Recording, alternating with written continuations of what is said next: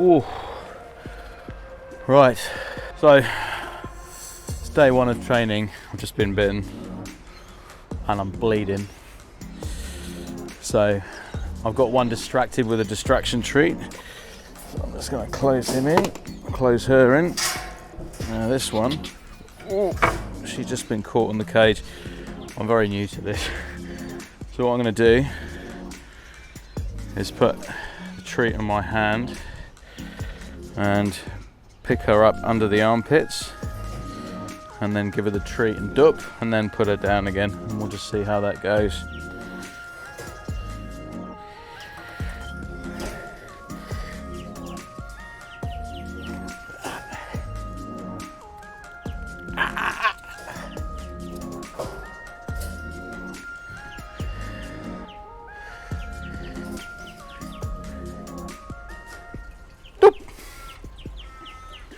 Right, I just had to put her onto the treat. So when she bit me, I had to give her a little knock on the head. There you go. Doop. And as I've picked her up, doop. There you go. And put her down again. So it's treat on the hand, pick her up, doop. She finds the treat, and we'll put her down again. And it's good to have the treats lined up, ready to go, like a little sushi tray. There you go. Doop. There you go. Oh, that bite really hurt. So we've got a treat ready. She's just finishing that last one.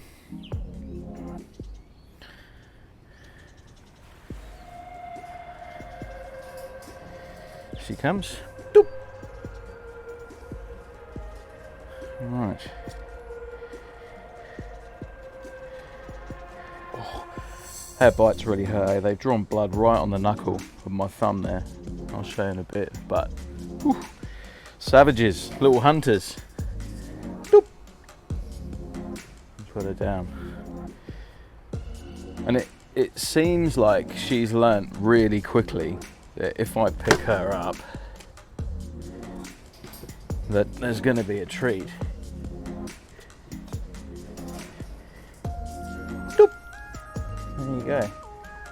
She's not even trying to bite my hand now. She's just going for the treat straight away.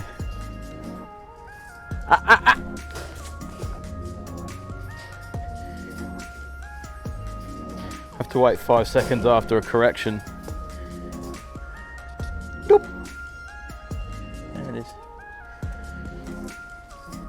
Doop.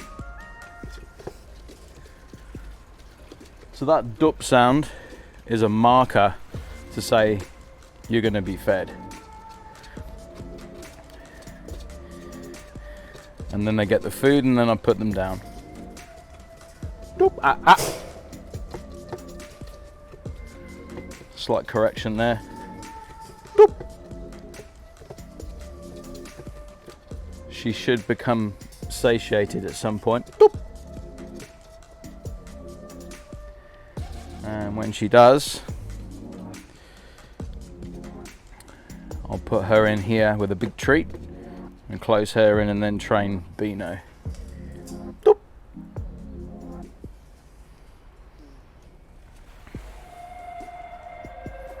Here she comes. Doop. All right, put her back down. Get another treat ready.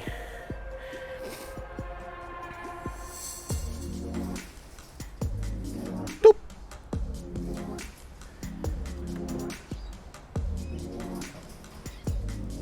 Doop. Now when I put the other ferret, let's say that's Beano and this is Binka. Doop.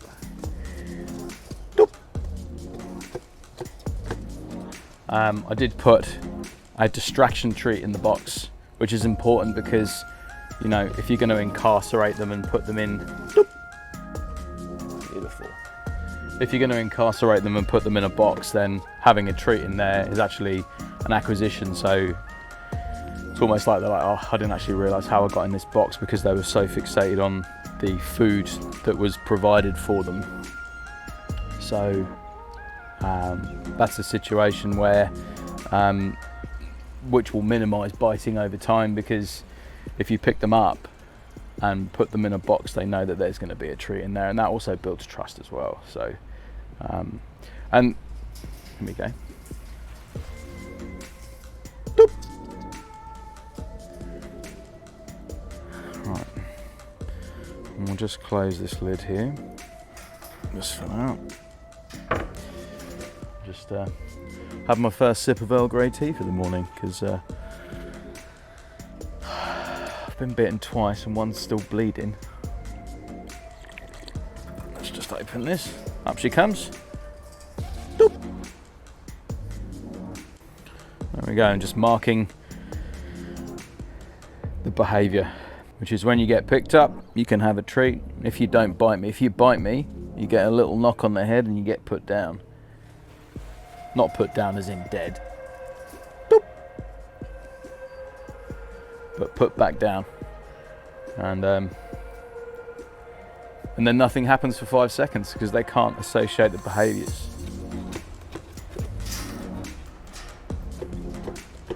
Now she's not climbing up as with as much enthusiasm as she was now, so I think she's becoming satiated, she's becoming a bit full. So this next one will mean I'll grab a distraction treat, which is a bigger treat. I'll open the box. Beano's going to jump out, just going, "Where have you guys been?" I'll drop Binka into the box and put the distraction treat in. But I have to manage Beano, because she's going to be up here wanting a treat, and if I pick her up, she's probably going to want to bite me, because she hasn't had this training yet. So here we go.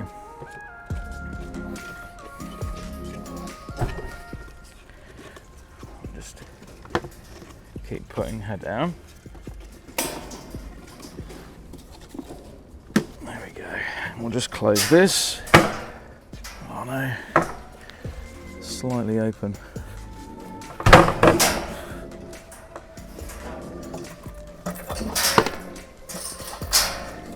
Oh, I'm sorry. Oh.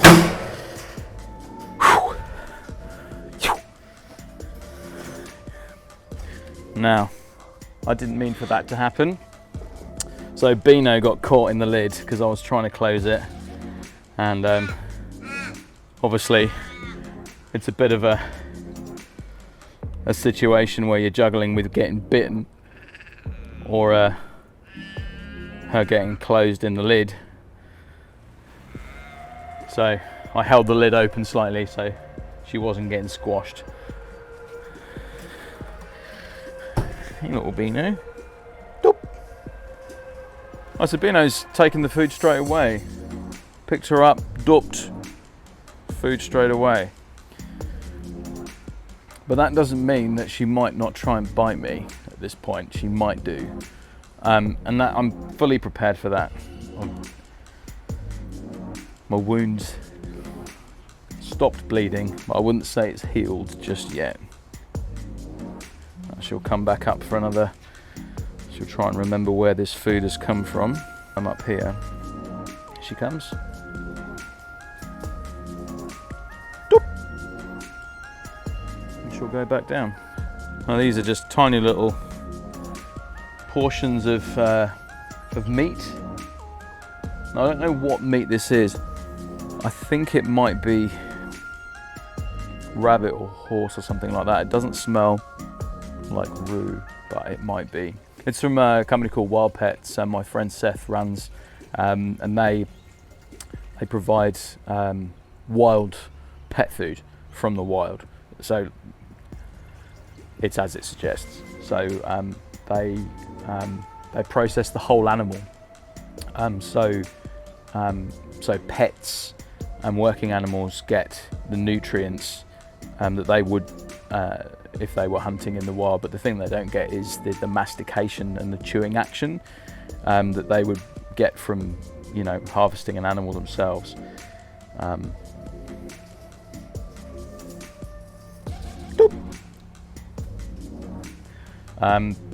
So yeah, so in that situation, dogs are then, you know, given 2 meaty bones a week, so then they get that chewing action, they get their teeth cleaning.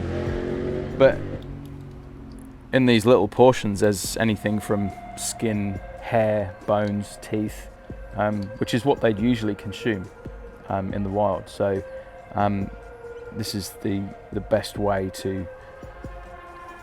Here she comes.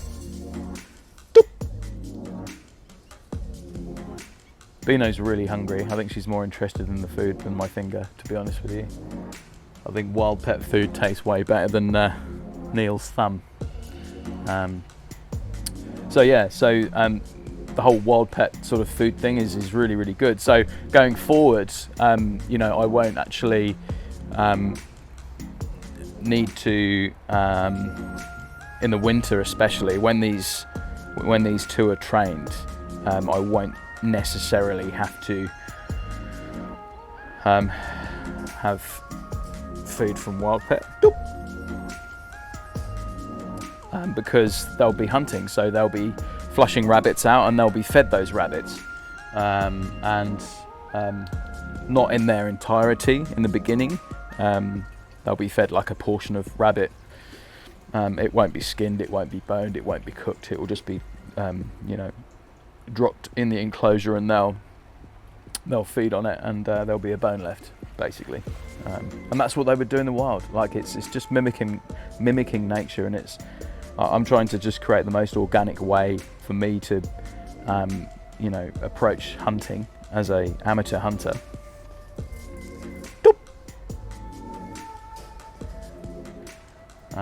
She's being marked the behaviour, and she hasn't had any corrections so far, and a correction I'm saying is if she bites me, she gets a little tap on the head, oi, and that will provide a level of discomfort to her, but it's not really a blow to the head. It wouldn't knock her out, for instance. No, it's more like if you had, here we go, if you had a bit of sticky tape on your finger and you're trying to get it off, because they need to learn that if they bite you, then it means no food. And at the moment, you know, we are in this acquisition stage of training. At the moment, Beano seems, her body language is, you know, relaxed. She's got a little hump in her back, her tail's flat. She's slightly worried. She's got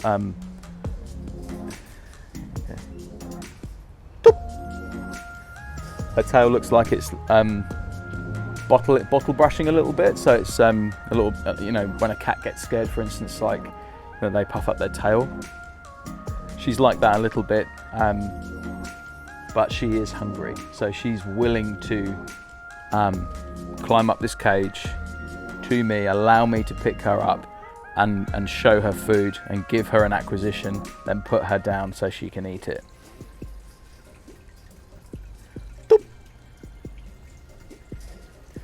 And she's returning to the same space every time, behind the carry box, which is where Binka currently is, to consume the food, which is fine. I think that's normal, really.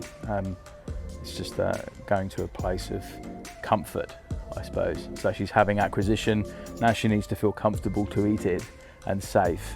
So she's going acquisition, now I need comfort, now I need to know that I'm safe. And the safest place she feels that is going to be is between a carry box and the side of the enclosure, which is totally fine. So she's behaving like a ferret would, and any other animal would in that situation, I imagine. So yeah, but her body language looks calm. So yeah, if the ferret's showing a sign of distress or it's showing that it's feeling unsafe, I need to recognise that and watch the body language of the ferret, so then I can say, hey, no, you know what, you go be safe. If you need to run under that right now, you've obviously seen something I haven't seen, like a bird overhead or some sort of a predatory sign, which obviously wouldn't be me, but they've obviously seen a predatory sign and they're like, right, you know what, I need to run for safety right now. And me recognizing that the ferret's showing signs that it's threatened and it needs to find cover, it needs to find some safety, means that I can just go, you know what, trust, we're not going to break any trust here. I'm not going to try and grab you and say, no, it's okay. I'll just let it run for safety, let it be safe, and then when it's ready, it will come out and it will, you know, come toward me. I'll be able to recall it going forward as part of this training. So what do you reckon, Beano? Are you satiated? Yeah. So she's rubbing the side of her mouth on the cage, I think. So she's just having a little bit of a clean up, which is fine. There you go. So I think she is satiated, unless she wants to come for another one.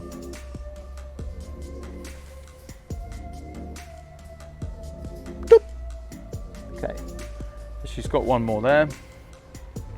Next one will be a distraction tree, and we'll put her back in the box. And when I open that box, obviously Binka's going to come steaming out looking for more food. So we'll have to manage that really quickly.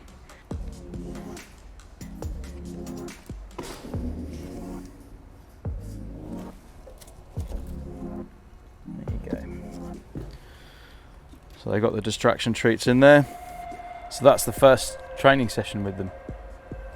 I've managed to pick them up, feed them, put them down, mark the behaviours, and then put a distraction treat into their carry box to show them that when they're being put away, then you know they get a treat when they're in the box. And as you can see, now their behaviour, you can't really see, so maybe I'll grab a camera and you see if I can film them in their box. Let me do that.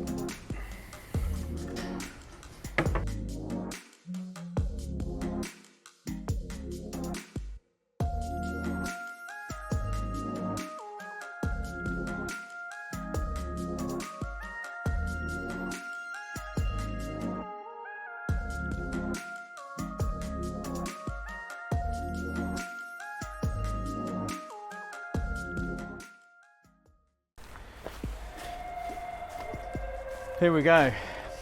I've just finished work and we're preparing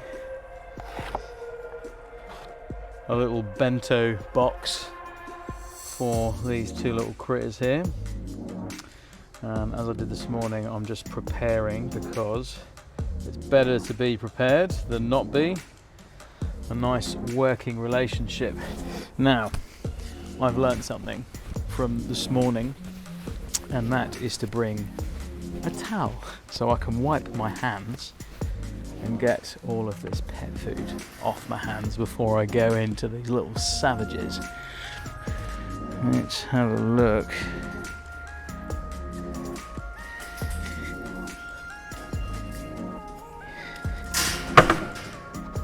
Right, so put food in box. Get ferret, put ferret in box, close lid. Before this one comes up. All right, juggling act 1 done. Food ready in the hand. Let's open the lid.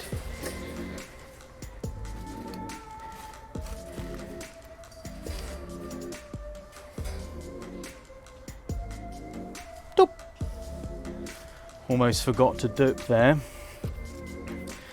but no biting so far. So good. So we're looking pretty cool at the moment. Now I've got a couple of cats. I've got the neighbour's cat who is called Musa, and I have Chewbacca.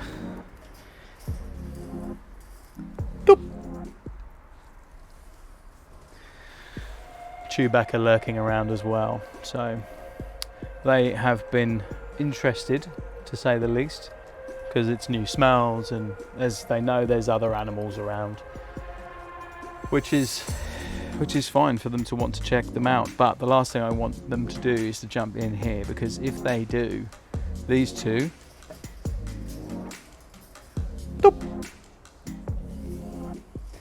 these two will protect themselves at all costs, so there'll be lots of biting and they won't mess about, because they didn't with me this morning, and I'm mummy, so I'm feeding them. So here we go. Oh, careful, move the pipe out of the way. It's all right, it's all right.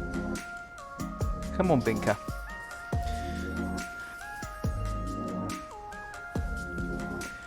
So this is Binka. I've worked out who Binka and Beano are now. So Binka's got the lighter face and Beano has got a darker face. Almost like a little superhero kind of mask. It's pretty sweet. So yeah, so now I can tell them apart. Which is good, because I'll be able to monitor the progress of them and who's doing what and who's doing better or whatever. But yeah. For all intent and purposes, Binka has a lighter face and Beano has a darker face for now. Boop. And it's quite amazing because now here's that's Musa, that's the neighbour's cat. He's very familiar with us because he actually comes in and hoovers up our cat food that the boys leave and wrestles with Chewbacca. So it's like Star Wars without lightsabers. Doop. And it's quite amazing actually how gentle they take the food. It's really quite remarkable from me interacting with them over the last day. You know, they've gone from biting and being very frightened of me to me training them in this way to say, hey, look, you know what, if we're going to be friends, I'll feed you in these little increments and give you a little a behaviour marker, which is for them to come and get some more food.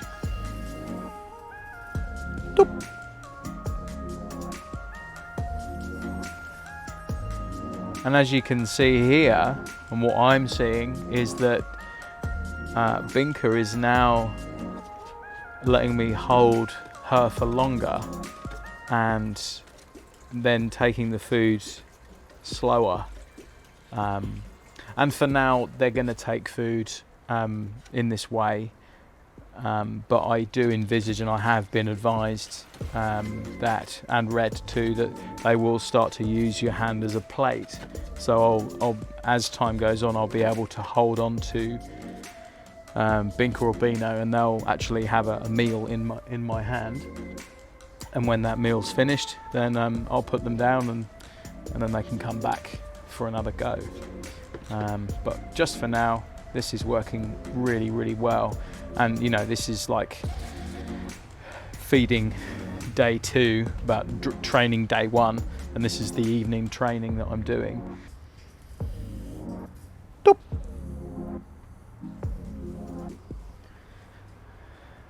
It's just magic. It really is. Like, you know, I'm documenting this as I go. I've never had ferrets before, and even though this morning was a bit of an experience being bitten so hard, I've actually still got a hole in my thumb where they bit, like fully bit. I mean, they got the soft part of my knuckle. It didn't go down to the bone. But these are kits, so they're not going to bite as hard as a fully grown ferret. So they will bite harder and harder the more that they grow. Just put you down, get some food. Doop. Doop. Doop. Yeah. And yeah, that dup sound, that was advised by Seth, who wrote the F3 system. He's become a close friend of mine now, and he's helped me build this cage. The video will be up either now because it's up, or it will be edited and it will be up soon, depending on when you're watching this video, as I said this morning. But yeah, he came up with the dup sound, because if you're holding, some animal trainers use a clicker, and you've got to sort of juggle a clicker and a ferret and a food, and you almost need a third hand. Come on, Binka, good girl. Dup. You almost need a third hand, really. So Seth came up with the dup sound, and some other animals trainers use different sounds. Dup. And those different sounds can be chip. There's a dog trainer online that uses a chip sound. I've got a friend over in New Zealand who uses a cook sound. So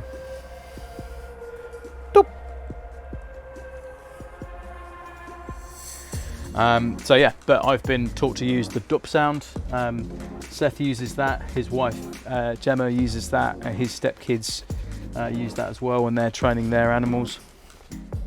Hey Binka, you need to come this way. Dup. And basically the way that's been described to me is if you breathe all of the air out of your lungs, and then you need to make a repeatable sound, like a clicker, for instance. So, you know, if you're in a situation where you need to be running, or like you're out of breath, or you're at the end of a sentence perhaps, which I could be doing this kind of thing, I can breathe all the air out of my lungs and still make that repeatable sound, and it works. So it sounds the same almost every time. Now, maybe if I had the flu it might get a bit deeper, but it doesn't matter. It's a repeatable sound, and that's all that matters to mark the behaviour for the animal, to tell the animal that they're doing the right thing, and a food reward is coming because they're paid for that behaviour.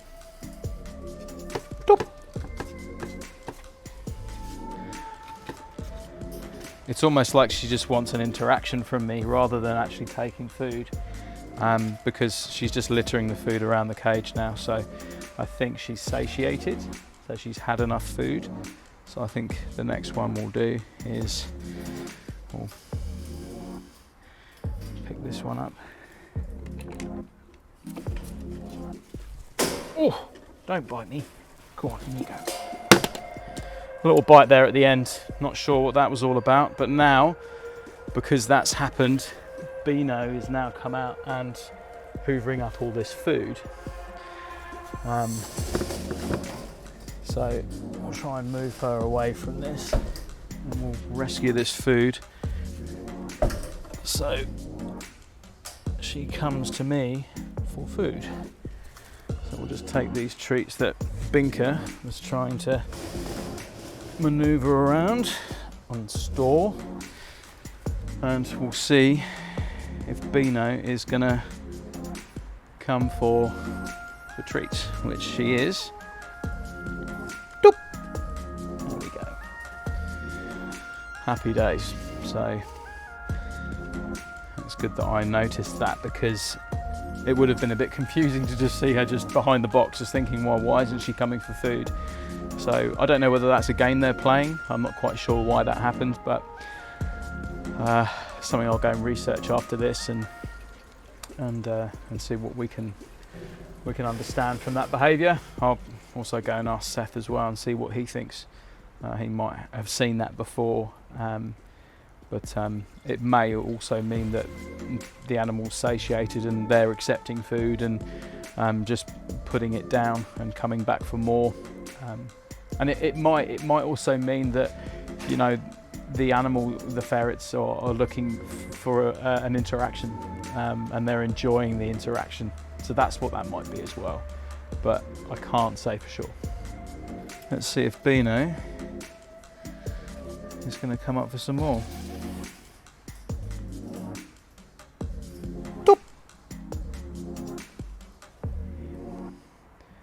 Beautiful. So Beano's just taking the food, And I think taking the food just means, okay, put me down. So take the food, put Beano down, and then I'll be able to load up some more bite-sized delights for her.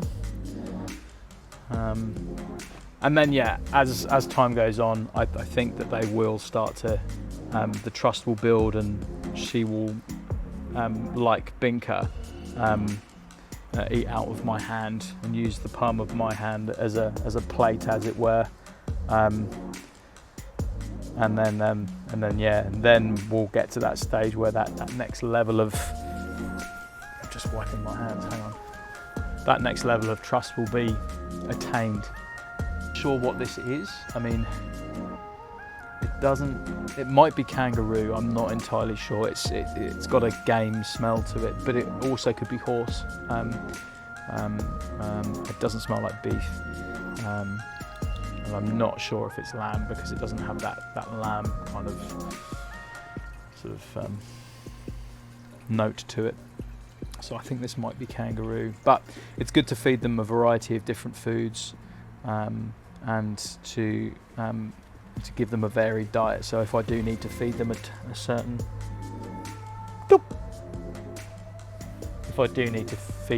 type of food, if that's all I can get hold of, perhaps during the summer months when they're not working, ferreting rabbits, then yeah, I'll be able to sort of readily get hold of that kind of food. But my plan is to get through this winter. Hopefully they'll be ferreting within about 5 or 6 weeks from now. It might be sooner, it might be later, but I've been told that I need to be able to have a ferret lick my nose before they're ready to go, because that's, once I've got ultimate trust that they're not gonna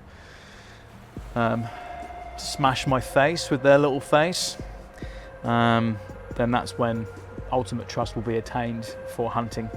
And then at that point, when I take them hunting, that will then be, you know, this guy really understands what we want and what we need, and we need to go and work in the wild and do this job. And these ferrets have come from a line of hunting ferrets, so the epigenetics of that bloodline will be in these two, and they will be great little hunters down in those rabbit burrows.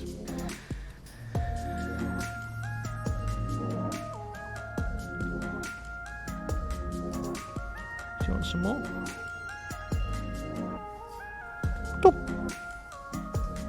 you go. I noticed this morning as well that they slowed down. Like, the more satiated, the fuller that they become, the more satisfied they are, the slower they become in eating, and the slower they come in getting some more. And it's almost like you can see them just go, am I full? Am I not? Do I want another bite? Do I really want some more, or don't I? And as you can see there, Beano came up and she was like, do I want another piece? Has he got another piece for me? And it's there, ready. So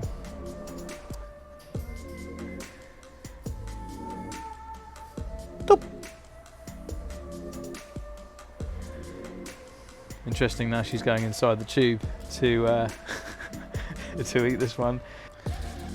I think what might be happening here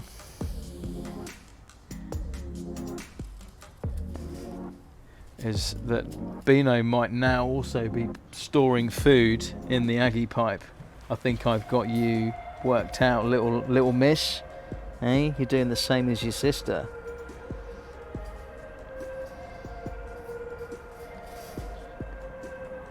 Because I'm withholding food, she can't smell the food in vicinity. See that? So I think she's satiated now. I think she's had her fill, and she's taking any food that I'm offering and she's storing it in this Aggie pipe here. Just see if she comes up a little bit further. She knows it's there. Boop. If we look, she'll go in there. So yeah, I think she's done. So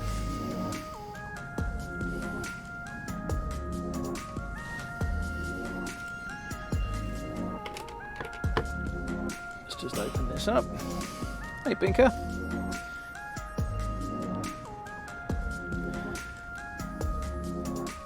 What do you reckon? Let's just put you in the box for the treat. There we go. We'll just close that lid for just a couple of minutes. So when I'm returning them back to the carry box, it's important to put the treat in there and then put the ferret onto the treat, so that then they've got some payment for going in there, and also being distracted enough for long enough for you to put them in there and close the lid and latch it. And that's only fair really because, you know, like I've been told, it's, you know, if I was incarcerated into a box, I probably want a piece of cake, you know, or, you know, some Tim Tams or a custard cream or something like that, just to go, well, I'm in here, I might as well just smash this and just wait for this bloody box to open. And that's totally fine. So, and I've also been told that will, and read in the F-Read book, that will reduce biting as well, because, you know, if they'll begin to learn that if I'm going to put them in a box, they might go, no, you don't, bite me, and then I'll put them down. They'll go, right, now I've learned that if I'm going towards a box and I bite, I don't go in the box. So, I'm now having, you know, I've learned, I'm reading and being advised to, you know, when I'm returning the ferrets to their carry box, to have a treat, pick the ferret up, put the treat in, put the ferret on the treat so they can see and land on the food, to be distracted enough to be put away for the time being. So that was pretty successful. I didn't get too savaged. I had a little bit of a bite, but they didn't get too much of a hold on me, which is good. But yeah, a vast improvement from this morning, which is great. It's you know, having a positive experience and a system to follow like this, you know, will help anyone. It's helping me realise that, you know, keeping ferrets and picking them up and knowing that, you know, yeah, you're going to get bitten in the beginning, but it's not that bad. It's just not. That's just like cutting yourself with a, you know, nicking yourself with a Stanley knife or something like that, or a kitchen knife if you're chopping. That's, as you know, that's the pain sort of level that I can describe to you. But yeah, having that hesitation of picking one up and going, oh no, they're going to bite me, you know, that's just something that I've had to push through this morning. It's something that I was slightly worried about when I came back this evening, but man, you know what I mean? I'm a big human and they're tiny little ferrets. So it's a case of sort of, you know, just suck it up really. And if you want to own ferrets and getting into ferreting and hunting in this way, then this is what you have to go through. And you know what? I'm actually really enjoying it so far. So this is good. It's really good. I'm quite happy with this progress. So cool. All right, you two. Sleep tight and I'll see you in the morning.